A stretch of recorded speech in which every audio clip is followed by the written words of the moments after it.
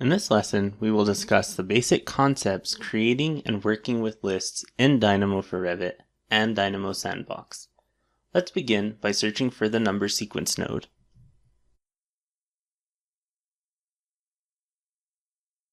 The number sequence node will create a sequence of numbers. To define its inputs, start, amount, and step, I will use a number node.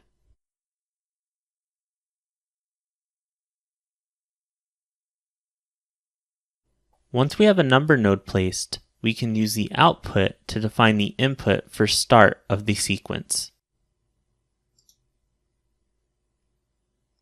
I will go ahead and repeat this process with two more number nodes to define the values of amount and step as well. And we can do that with a control copy.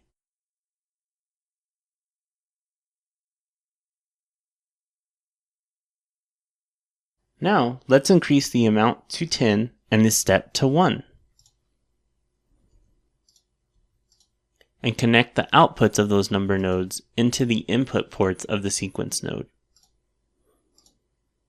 If we want to see the output of the sequence node, we can hover over the node and then hover over the drop-down and pin it. This will display the output of that node. Now, let's search for a number range node to compare the differences between the two. The number range node creates a sequence of numbers in a given range. I will use more number nodes to define its inputs.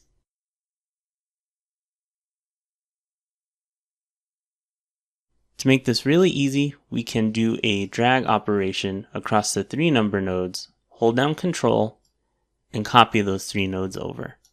Next, we will connect each output of each number node into the input of the range node.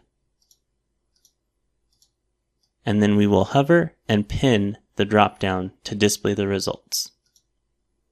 As we can see, the sequence node has a total number of 10 items.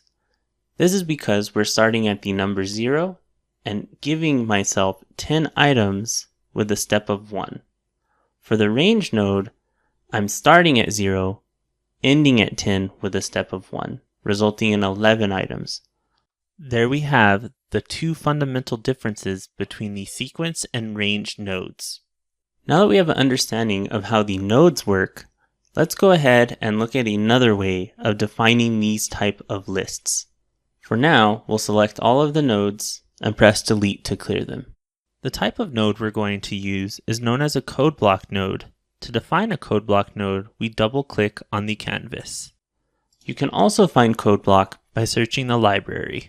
In the text entry of the code block node, type 0.10 and click outside of the node, and we'll see that the node fulfilled with an output.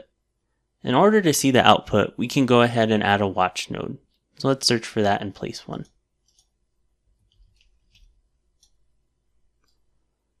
We'll connect the output of the code block into the input of the watch node.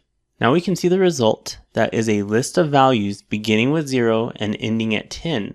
The step between the values is by default 1. If any changes are made to the code block, this watch node will change and reflect the dynamic changes as well. Changing the end value to 6 and the start value to 2, we will see that we now have a collection of 5 values beginning at 2 and ending at 6, incrementing by 1. Let's go ahead and copy and paste, and we'll do this through a control drag copy, the code block and watch node, to look at a few variations. If we add ... $10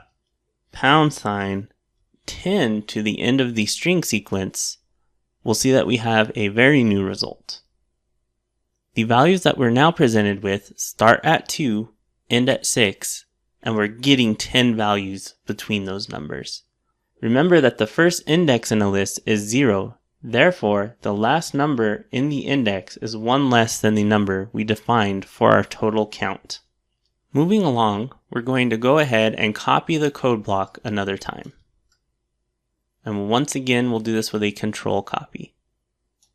This time, we'll swap the # to the second value, And we'll notice that we're given a total number of 6 items, starting at 2 and incrementing by 10. So now we see that we have a few different options with the code block node. What we will now do is clear our old code block and watch node, and we'll use this code block to define a sequence of points. So in our library, we can search for point by coordinate. Once you find the point by coordinates node, you can click to place it on the canvas and place it over to the right of the code block and watch node. And then we'll just zoom in to get everything to display. To get started, let's connect the output of the watch node to the X input of our point by coordinates node. If we hover over the point by coordinates node, we can pin the display and see the results that we're receiving. You will notice that we're able to see the points that are being created in the background 3D preview of Dynamo. Remember, to navigate the background of the 3D preview, you can hold down the escape key. And right click is to orbit, and the mouse wheel is to zoom. Once you let go of escape, you return to the node canvas. Additionally, you can navigate the background by clicking on the geometry icon in the upper right corner and toggling back to the workspace with the graph view icon in the upper right corner. Let's change the start value in our sequence. We'll change it to 1. You'll notice the background preview update. Now let's change the total count.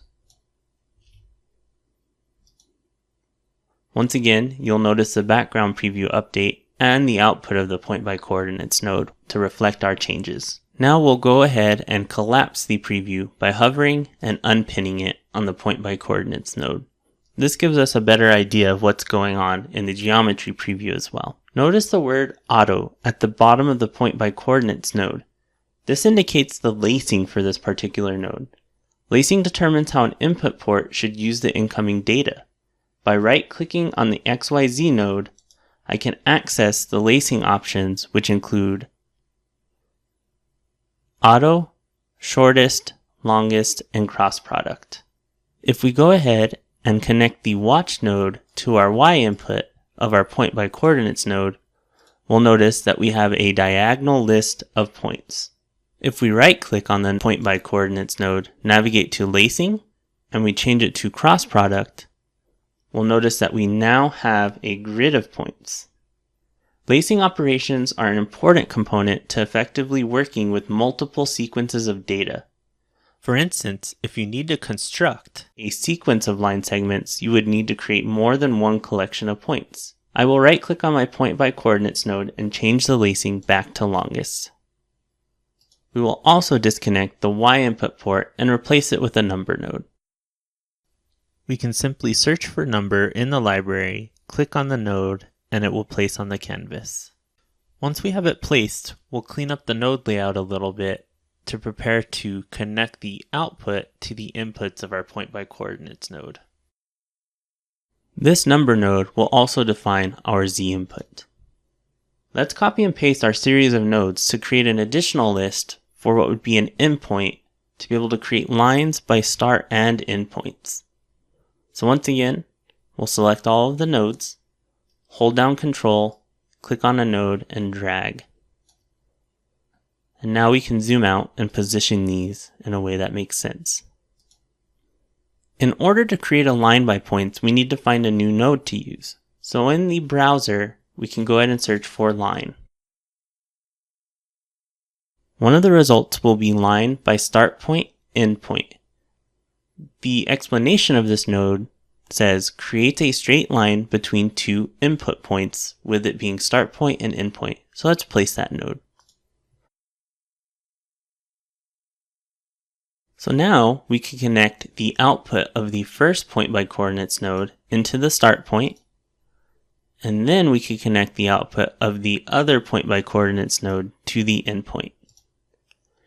The node's going to turn yellow in an error state, and if we hover, we can see what this error is. Right now we're receiving an error because the points are coincident. We're using the exact same points, so we can't create a line through those quite yet. So in order to separate the points, let's go ahead and copy this second number node. and define a new value. We'll type 5 for now. This is our new z value of the second list of points. And now what we can do is we can change the number of elements in the second sequence of points, which would be the bottom portion of our graph. So we'll just change the second value in the code block node to something like 8. By changing the count value in the code block for our second sequence of points, we'll see that we have an uneven number of points on the top and on the bottom. This is resulting in lines only being created for a certain amount of the points. By right-clicking on the line by start point endpoint node and going to lacing, longest, we can change the lacing of the line by start point endpoint node. This clearly illustrates the way in which Dynamo is computing this particular solution. The last point in the shorter list is executed on for the remaining items in the longest list. We can go to our background preview to display this as well. We can also right-click on the line by start point endpoint node, navigate to lacing, and change it to cross product, and we can see that all of the possible results are being computed. Let's go ahead and switch the lacing option back to longest. To make sure we do not end up with two lists of varying lengths, we will go ahead and delete the code block that defines the endpoints. That would be this one. You select the node and press delete on your keyboard. Now we can reuse this same code block to connect to the input port of this watch node, and we'll have lists that are the same length, resulting in lines that are connected correctly. By making changes to this code block, we'll start at 2. We'll notice that both lists update together and the changes are reflected in the Dynamo background preview. With the correct number of lines being computed, I would like to now see if I could use a mathematical function to change the character of our segments. What I would like to see is the effect of a modulating lower point sequence using a sine function. The sine node is in Math, Functions. Once again, we click on Sine to place the node on the canvas. In order to see what kind of input this node wants, we can hover over the input port. As we can see, the data type for this node is a double or a number, but we can think of this as degrees for now. In order to convert to the data type of degrees or double or number, we need to do a conversion process. So if we navigate back to the math library, units, we can see that there's a few different conversions available to us. We have radians to degrees and degrees to radians. In our case, we want to use radians to degrees. At this point, we will go ahead and clean up our node layout. With our newly placed node, we will go ahead and zoom out to display the whole graph. What we can do is we can connect the output port of our watch node into the radians input for the math.radians to degrees node. If we were to hover over the math.radians to degrees node, we can see the newly created values. We can go ahead and plug the output port, degrees, into the input port of angle on the math.sine node. In order to visualize this result, we will go ahead and connect the output of the math.sine node into the point by coordinates node for our start point. In order to do this, we need to clean up our node layout a bit. We'll do this by locating the math radians to degrees node and the sine node to the left of the point by coordinates node.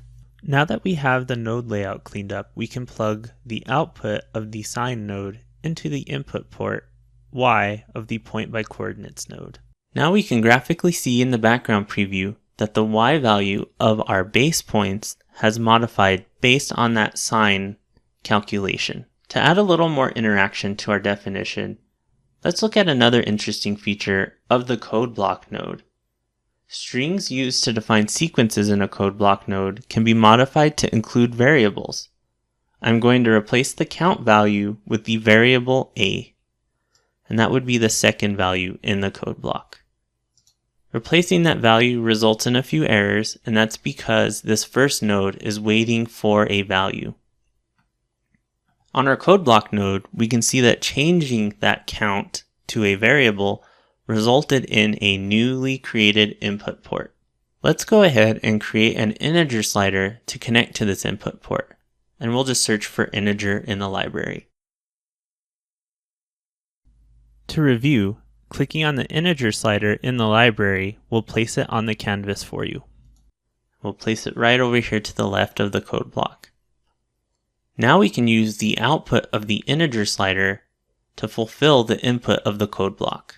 As we make changes on the fly on the integer slider, we can see those changes graphically update in the background preview of the Dynamo window as well.